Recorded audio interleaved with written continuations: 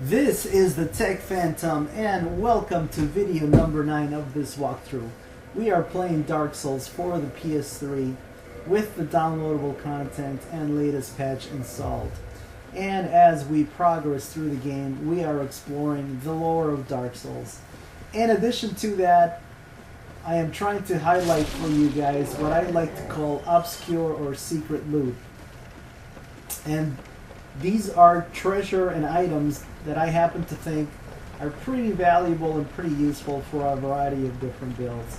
But maybe some of the lesser known items or treasure in the game.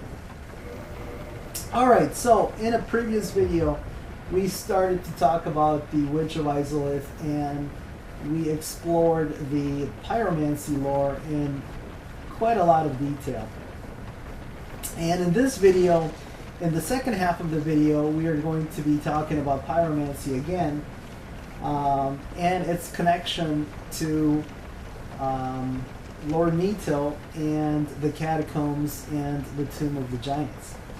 But the first part of the video, we are going to be introduced to one of the most important NPCs in the game, and he is going to introduce us to one of the main plot lines of the game, and I like to call that the Matrix plotline, and you guys will see why in a little bit here.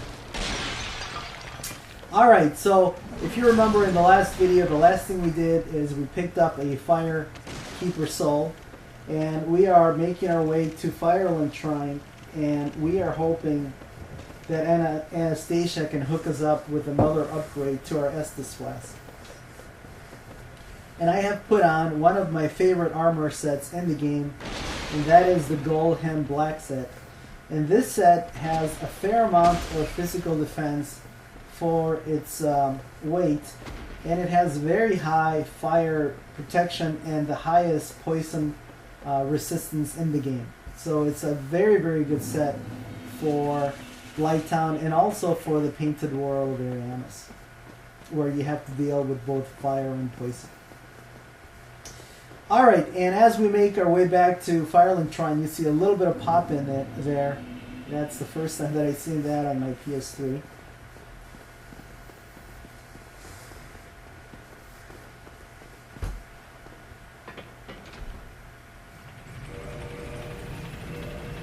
Sorry about that, guys. I just took a little bit of a water break.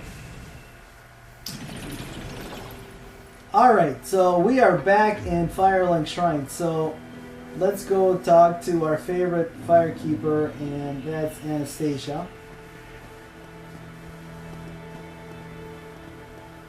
But whoa, what's this? No Anastasia and no Lothric. So Lothric did something to Anastasia, and here is her armor set and a black eye orb. And if you read the description for the armor set, it will tell you that Anastasia was from the Way of the White. She was a maiden similar to Rhea, so she was probably in a pilgrimage, but either herself or whoever had the armor set before her was imprisoned in the dungeon. So for whatever reason, she was made to suffer, and she was put in the dungeon, in that cell underneath the bonfire.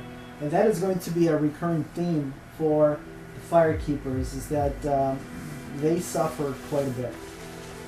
Alright, and the game has given us a reason to go to Anor Londo, because in Anor Londo you can use the Black Eye Orb to invade the world of whoever it was that killed Anastasia and avenge her, and we're certainly going to do that because that bonfire is very useful and it's our favorite bonfire in the game. So we will definitely get our revenge in Anor Londo, the realm of the gods.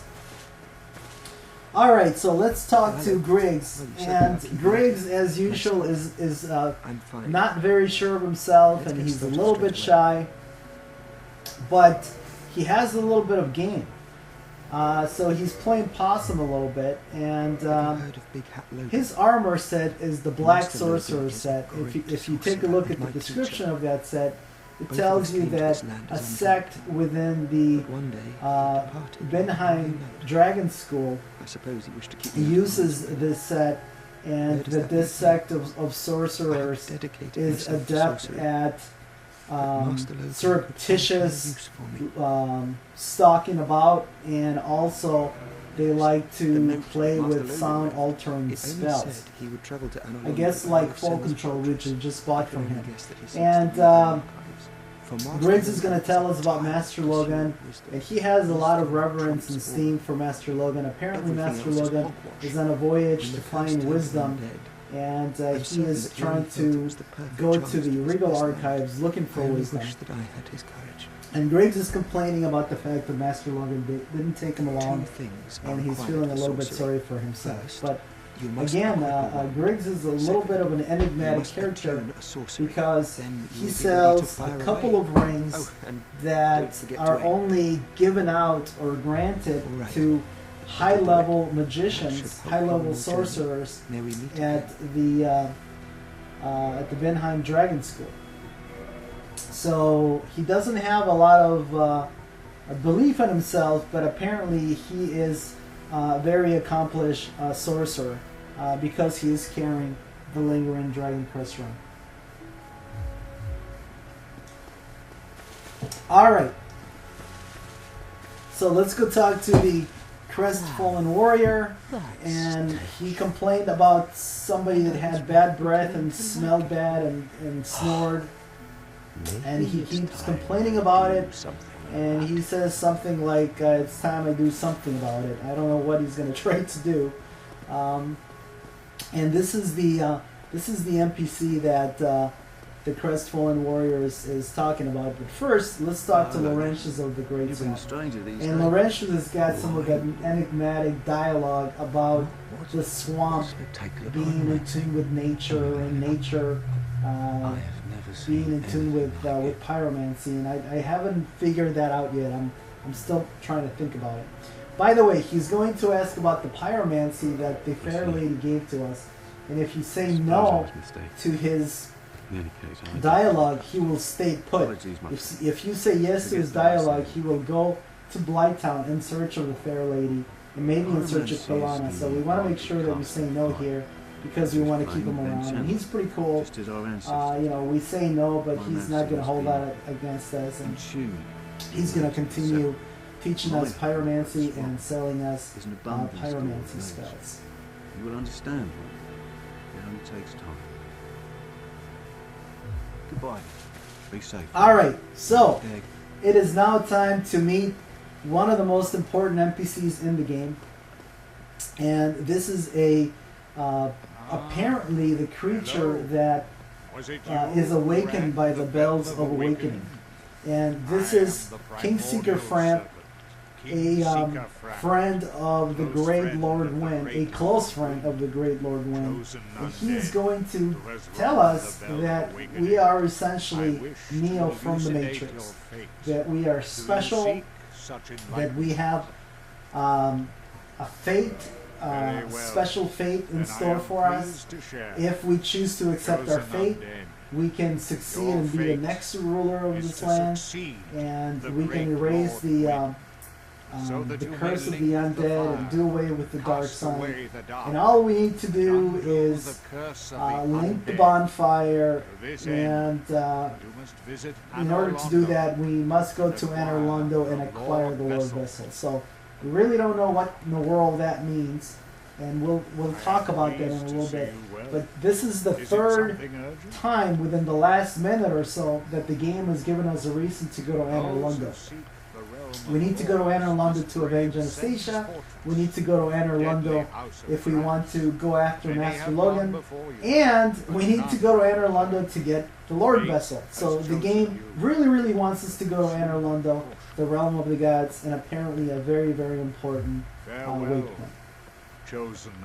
And I guess in order to get to Anor Londo, we need to go through Sen's Fortress, which is it has been booby-trapped and is full of, apparently it's a maze and it's full of traps. Maybe it's time I do something about it. Alright, so the crestfallen warrior really doesn't have anything else to say.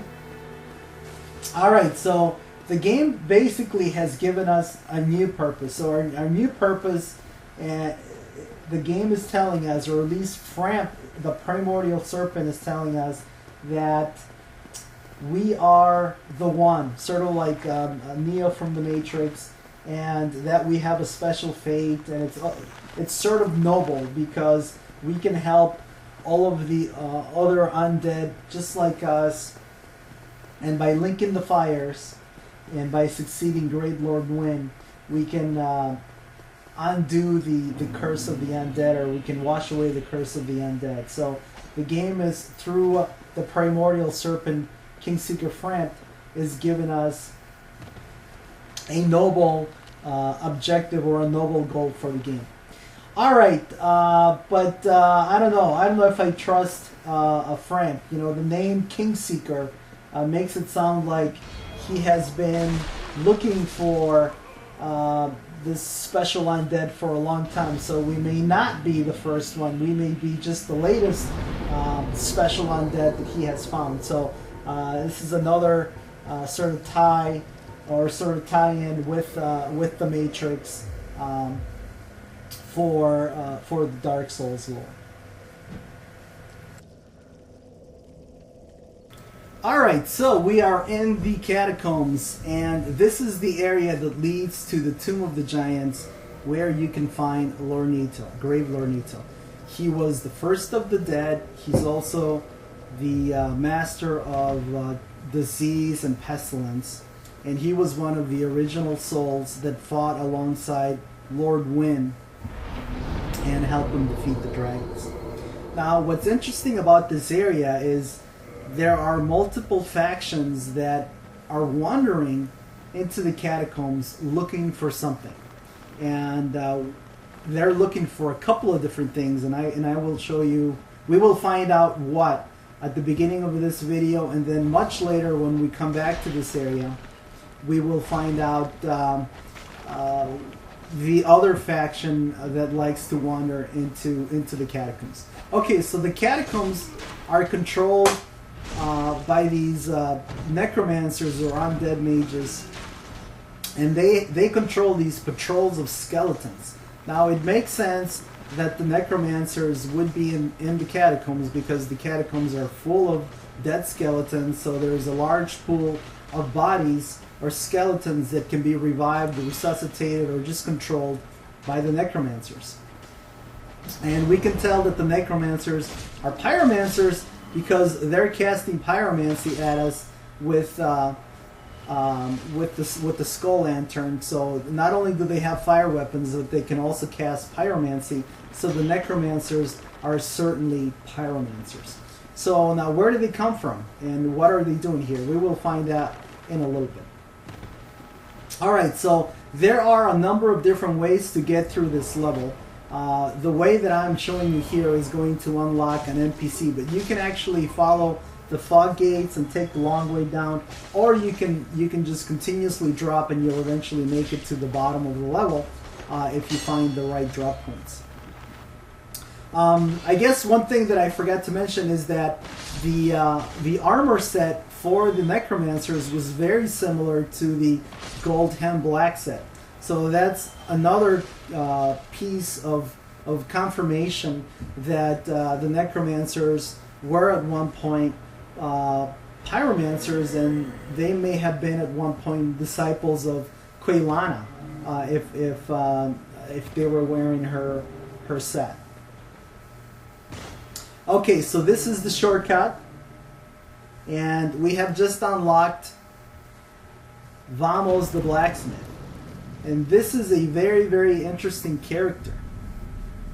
And Vamos is a skeleton, but he is a blacksmith, and if you kill him, he will drop his hammer, but he will also drop the royal helm. And if you read the description for the royal helm, and if you read the description for the large flame ember, and for the chaos ember, and again with the fire tie-ins, both of those embers are used to make fire weapons. And Vamos is the fire weapon blacksmith.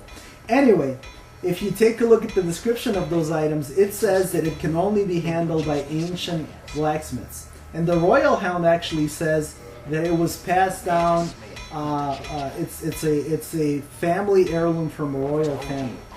So you put that together, and Vamos is very, very old, very, very ancient, and he's also a descendant of royalty. So it's quite possible that he was the king, or he was a descendant of a family of kings that once ruled this land, and they've long been dead. And it's quite possible that the necromancers revived them, and the necromancers are using him to make weapons for them. And we will talk a little bit more about that once we meet the boss that's coming up. But first, we need to get past these skeletons in the bone shields, which are just a total pain in the butt.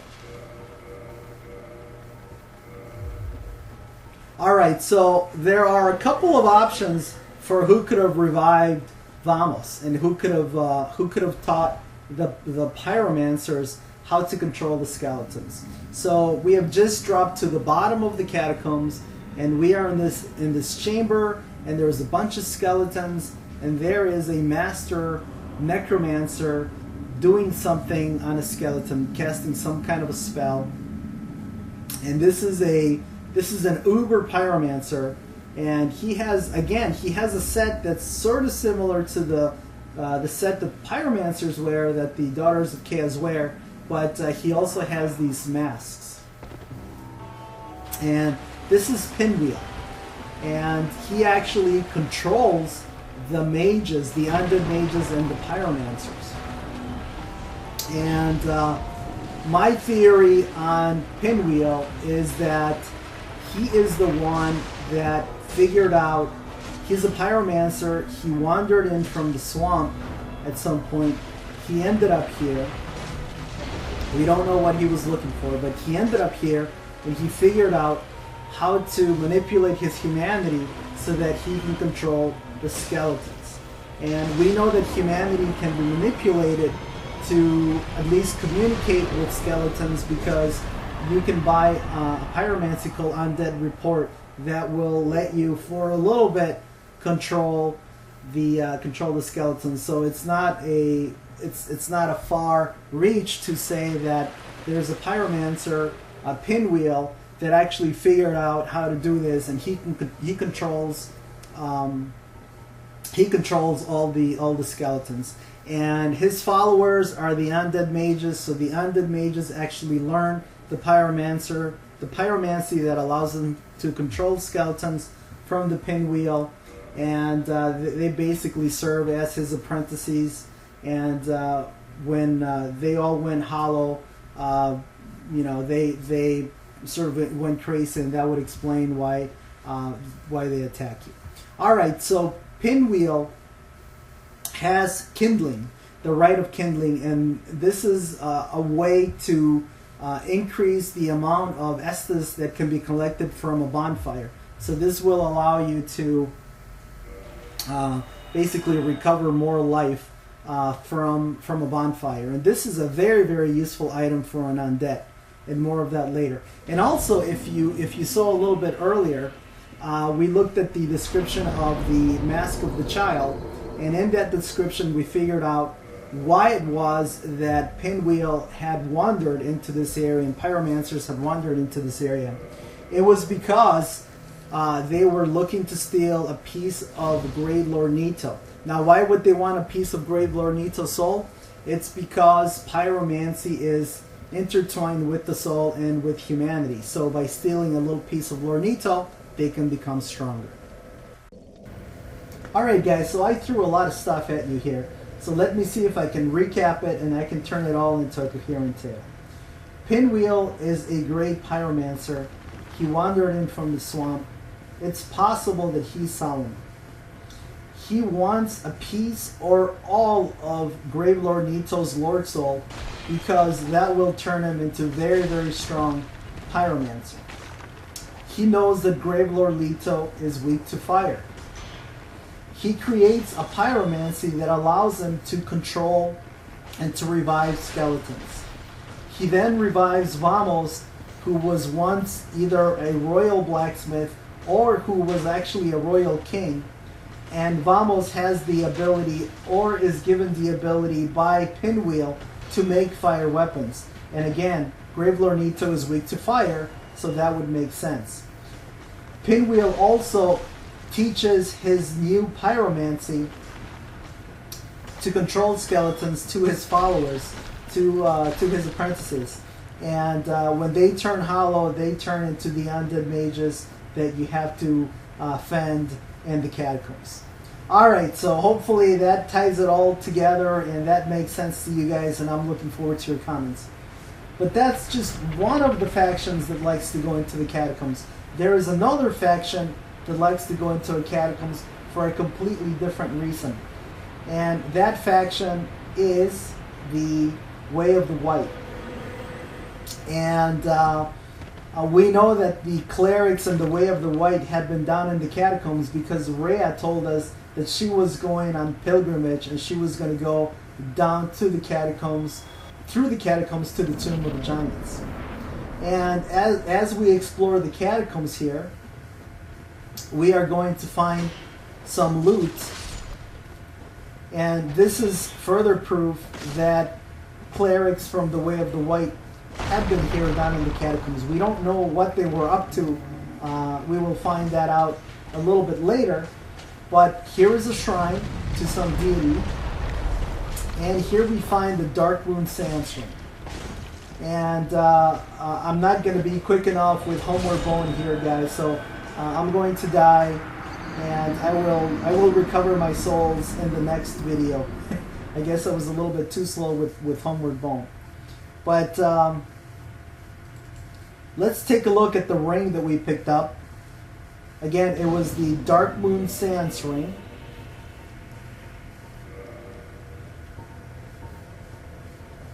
And this is a ring that was granted to Wyndolin, who was the lastborn of Wyn. It grants additional magic attunement slots. And Dark Sun Wyndolin is the last remaining deity in Anor Londo. He doesn't have a lot of followers, but I guess they have a very important task. So, we're going to try to make sense of that in an upcoming video. And when we go to Anor Londo, we should only find one deity according to this ring. This is the Tech Phantom signing off.